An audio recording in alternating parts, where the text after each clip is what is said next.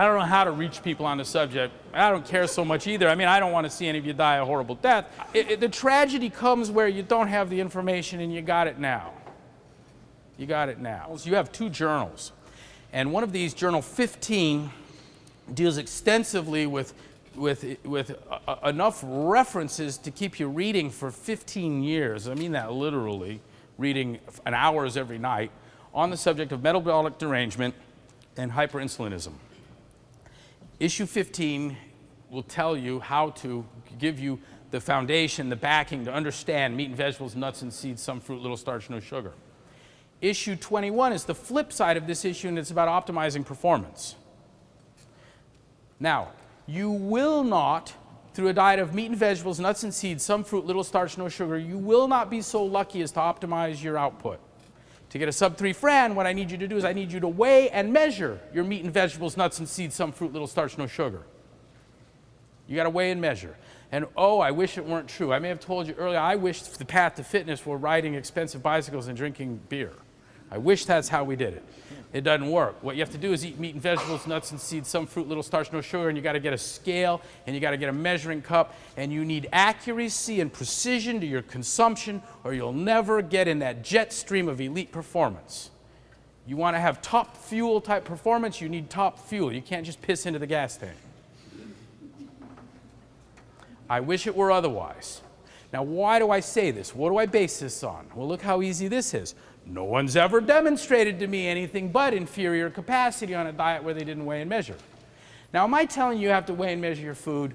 No. On some level, I don't give a fuck. I'll go out with you right now. We'll eat I'll have a banana split and drink beer. But what I'm going to tell you is if you really think you're going to get somewhere in terms of your performance on this shit diet, I'm telling you, you're high on crack. It ain't going to happen. And we've seen enough instances of this now. I've worked with tens of thousands of people, and no one's ever done it.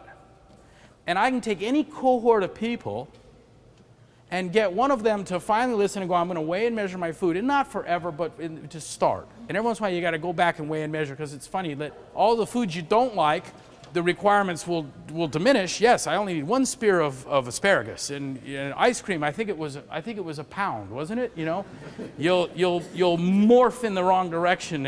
I can take a group of people, any cohort, get one of them to pay attention to what I'm saying and eat, and he'll pull away. More pull-ups, I promise it. So there's very few things you can do short of doing pull-ups to get more pull-ups than eating the way we're recommending. Why is that? I don't know. I got a couple of weird theories. It doesn't really matter. I don't care. But the truth is, you eat the recommendation, you eat the way we're recommending in journal number 21, issue 21, the one that's about optimizing performance, and you will get more pull-ups. You could postulate, well, you're going to lose some weight. Yeah, you'll lose 3 pounds and pick up 15 pull-ups. That's not what caused that. Eddie's got a great story. He was part of where one of his SEAL buddies, our friend Grady, who never beat Eddie at anything, started zoning and ran away. Eddie, what happened? This guy's a little smaller than I am, pretty easy to happen, right? And work out together quite often when we were working together. And every once in a while he'd get me at something more endurance-like, but I had him on the strength stuff and a lot of the bar movements and stuff like that, just to give him. Felt good about myself. He beat me here, I beat him here. Well, shortly thereafter, coming off of a seminar, same concept. He'd listen, and he finally did, but didn't tell me, fucker. He's trying to get on out. Maybe just to see what would happen. But we're squatting and thrusting, and he started to exceed me in weight. I'm like, looking at my body, I'm like, looking at him, and I'm like, what the fuck is going on here? And so I'm like, okay, I know I have to do the same thing. That's usually what gets your attention. If you're that type of person, the performance angle. You see someone who normally you beat and you best constantly, and now you're getting best specifically when you had them in the bag, then you're like, I'm gonna try this now. There has never been a cohort of individuals, here they are performing in some kind of collective sense. Let's say here's up is good. I can pick any one of these and put them out here ahead of the pack through weighing and measuring their food. And when I hear sub 3-minute Fran, sub 7-minute Helen, 4 something on Fight Gone Bad, I know I know something about the way you're eating. It's that It's that, there's a one-to-one correspondence between elite CrossFit performance and accuracy and precision to the consumption. Is it possible, is it likely that as an average athlete, average CrossFitter, that I can become an extraordinary CrossFitter, an extraordinary athlete by changing my diet? Yes, but maybe more to the point, it's impossible if you don't. That's, so let's remove the barrier and find out. Yeah, I can tell by listening. I know you're tough, and in commitment and focus are gonna overcome genetic limitations. And there's an interesting thing in our Nicoles and Amundsons and Everetts and AFT and OPT, the Canadian boys, and that is just their rigor.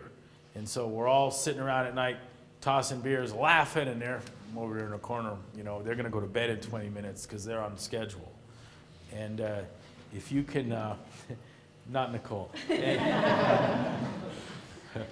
But if you'll commit to the effort, you'll stand a much better chance. Much better chance.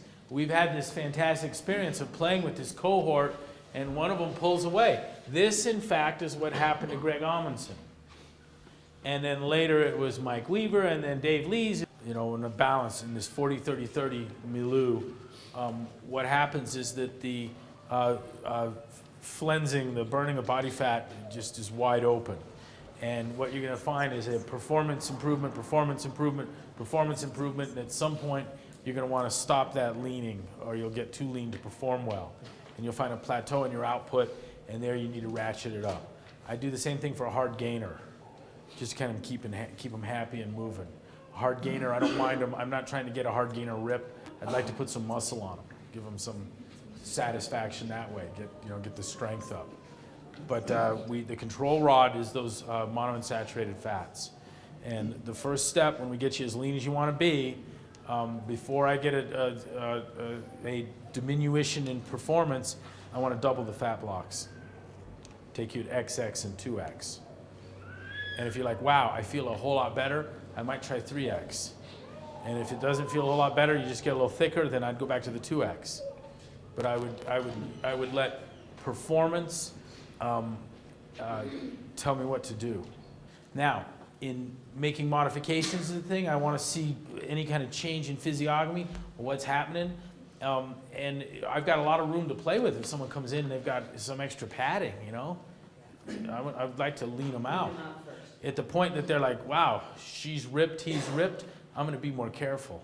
There's a couple of interesting things here. We are part of the crew that brought this nutritional strategy, the Stanford swim team, and a bunch of the women, Sanders, Evans, world record holders, they'd get sub 13% body fat and become amenorrheic. Guys, their periods would stop, and we had them down 6-7% and normal menses. And so there's an interesting bit there. But if I look at the formula for calculating what is relevant, what is pertinent, what is the variables that matter in the prescription are lean body mass and activity level, done. If you are pregnant or lactating, it makes a slight difference. But there's no inherent difference for men or women, for young people, old people. I want to know how active you are, and I want to know what your lean body mass is. And everything else is not germane, not pertinent, not relevant, extraneous information. If you're lactating, in terms of that activity level, by the way, lactating or pregnant, or both, what you would get is an extra 1/10 on that activity level, which is really not that significant. It's well within the normal variances in your consumption based on appetite and the vagaries and contingencies of everyday living, schedule and time and all that. And that's the problem therein in not weighing and measuring. The normal fluctuations of schedule and appetite and all that are way more granular, way coarser than the fine path required to optimize performance. And that's why I say you won't get there by luck. None of our people that just paleo things, meat and vegetables, nuts and seeds, some fruits, a little starch, no sugar, none of those people have been top performers. All of my top performers have been weigh and measure folks. It does bring into mind that we do know of one supplement that's effective, and that's EPA, fish oil, and not omega-3s in general, because that would also include linoleic acid. And I don't want you getting that, and I don't want flax either. If you're markedly deficient, you'll get some benefit, but as soon as you're not deficient, you'll spill over and it'll have the opposite effect. And I was part of a crew that undertook some rather rigorous and detailed clinical investigations, experimentation with elite athletes in essential activated acid supplementation, and we fucked up a lot of good athletes with it. Now, those of you deploying, if you're going down range, I'd back off before. You will thin your blood and dramatically. I cut myself shaving once, and an hour later, I'm like, and I'd let go, and it just drip, drip, drip, drip, drip, drip, drip, drip, and I'm like, whoa, I got a fucking leak, you know? Toilet paper, nothing's where I had to keep my finger there, and cold water, turn upside down, get my blood pressure to drop. I mean, and I wasn't taking that much. It decreases cell membrane. It does a bunch of things, but one of those is decreases cell membrane motility. There's a cool experiment you can do with a microscopic projector. You take a goldfish and poor fucker, wrap it in wet cotton and put the fin under the beam and look at it on a projector, and you can actually see red blood cells competing to line up because they go through the capillaries one at a time. And there's this little crowding and nudging, and it's all like if someone screamed fire, there'd be a little clogging at the door here, and of course Eddie would be first through, but the rest of us, we kind of bunch to the side, and you wait for your time, and you squirt through eventually if the narrowing were only one at a time. Well, with the fish oil, with the decreased cell membrane motility, increased motility, rather, what we get is the insulin resistance that causes the decreased motility. What we see is that the cell membrane becomes very fluid. And they just choo, choo, choo, choo, choo, choo, just like magic, race through. And you'll actually get a substantial increase in VO2 max just through taking fish oil alone. But woe be to you if you should fall down and skin your knee. I mean, don't go crazy with this shit. You may end up regretting it. We haven't seen serious injury yet, but the potential's there. You know, there's all this talk about molecular distillation, and Sears talks a great talk on this thing. The trick to heavy metals like mercury, the trick would be getting it in the fat. It doesn't, the affinity, the protein has like a 50 times greater affinity for the molecule than the fat does. You can't get mercury into oil. That's just not really a worry. But still, you know, I'd like clean supplement. It is really clean. And dose, you know, I'll make this easy for you. I'd take 2 or 3 a meal. And if you were going to go down range, I would knock that off early. And if you're one of these guys like pager goes off, I'm gone, I'd give serious thought as to whether I'd play this game or not. I sure the hell wouldn't go more than 1 or 2 per meal.